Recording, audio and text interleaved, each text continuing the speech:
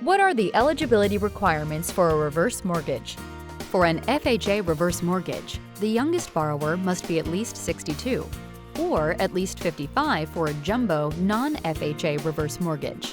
They must have 50 to 60% in home equity or more, and it must be their primary residence.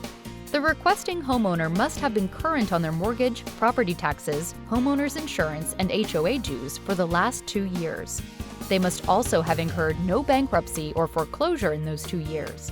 The home must be owner-occupied and a single-family detached home, an FHA-approved condo, a townhome, a patio home, or 2 to 4 unit building to qualify. The borrower must also pass senior-friendly qualifying guidelines to assure the lender that they have the ability to pay their property taxes, homeowner's insurance, and HOA dues, and that they are able to maintain the home. Finally, they cannot be delinquent on any federal debt.